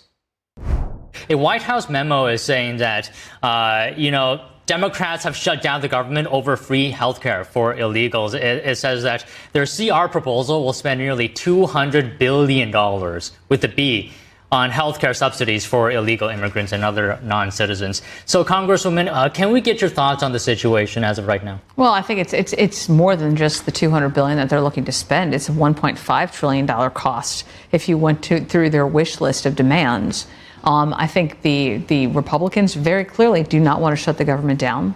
Trump administration, the president do not want to shut the government down. We did our job. We passed a very clean CR, which Democrats have supported. They supported it the entire time that Biden was in office. They voted on something very similar 13 times now.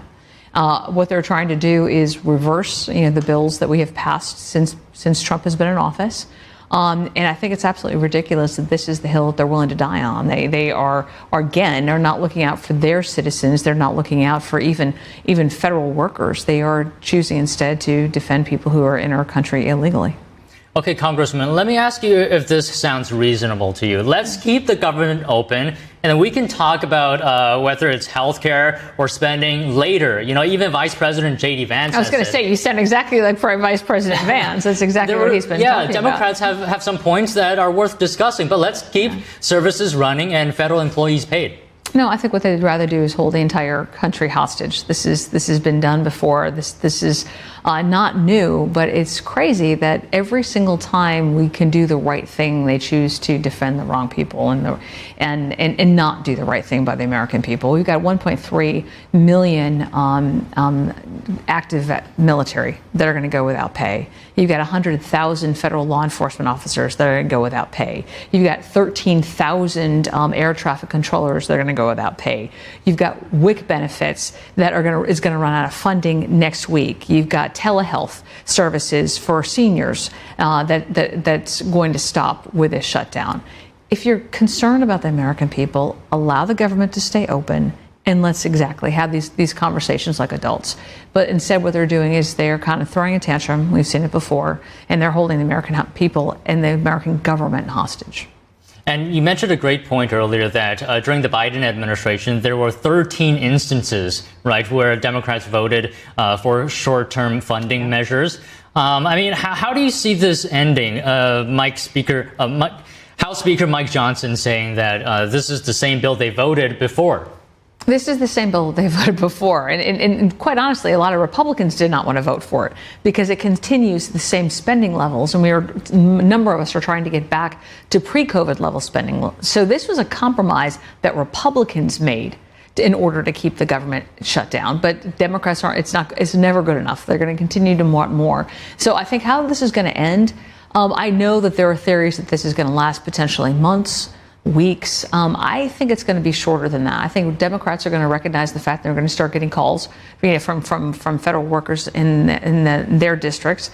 But I think they're also going to recognize the fact that the Trump administration is not just going to stop and just wait patiently, that they're going to be very actively trying to right-size government.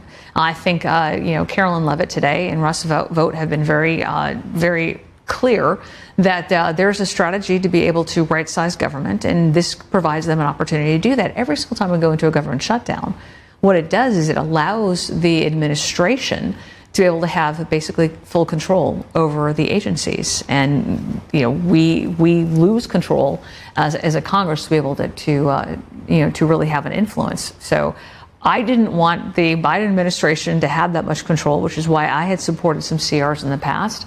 I think it's really silly. I think it's reckless for the Democrats to do it. But if they're willing to do it, I know that this administration has a plan moving forward. Okay, speaking of which, Congresswoman, can I get your reactions to some things? Senate Minority Leader Chuck Schumer said that prior to the shutdown, that Republicans say it's our way or the highway. So, what do you think? Are Republicans engaging in a sort of take it or leave it approach to negotiations? So again, if it was our way, I would have preferred to have had a lot more regulatory reforms associated with this. I would have had a lot more cuts in spending. I would like to go back to pre-COVID levels of spending in many areas. I would have had additional support for our military. There were a lot of things, if it was our way. This was a compromise bill. This was basically saying, you guys have already supported this 13 times. We are going to give this to you on a platter. And yet it still wasn't good enough. On that point, Leader Schumer says that this continuing resolution was put forward without meaningful impact from Democrats, and that it contrasts with past negotiations where both parties had the opportunity to collaborate on funding bills. What is Yeah, I've been in Congress now for 5 years. There was never an opportunity for Republicans to be able to. They were never asked the Democrats never asked our opinion on this. We were not allowed to collaborate. It was basically our way or the highway under the Democrats, and that is not what this bill was. This was a simple, short-term, funding mechanism to allow the government to stay open while negotiations continued. It was the responsible thing to do. And Democrats just cannot do the right thing. They're going to continue to hold the American public hostage, hold the government shut until they get their ridiculous, nonsensical wish list of priorities that they want, that basically acts as if the November election never happened. Okay, Congresswoman, can I just ask you one more question? Sure. From your vantage point, what do you think, what are the impacts of a shutdown that you are most concerned about? Well, again, I mean, it's all the things, the list that I just sent you. The $1.5 trillion is what they want, but there are folks who are going to be going without a paycheck. There are programs that we're going to run out of money. And I know and I trust the Trump administration that they're trying to prioritize and have those programs that affect American people front and center. They're trying to do their best to be able to prioritize the resources to go to those. But at some point in time, we are going to run out of money. And that is a concern. I would hope that the Democrats cared about that. But what we're going to have to do is figure out those resources. And, they have talked about potential right sizing, which means not furloughs, but actually reductions in workforce. So I think you're going to start seeing federal employee numbers decrease. Well, Congresswoman Van Dyne, thank you so much for your time today. It's such a pleasure to speak with you. It's good to see you. That's all for today's news. Thank you for tuning in. Stay with us for NTD Evening News at 6 p.m. Eastern and 3 p.m. Pacific.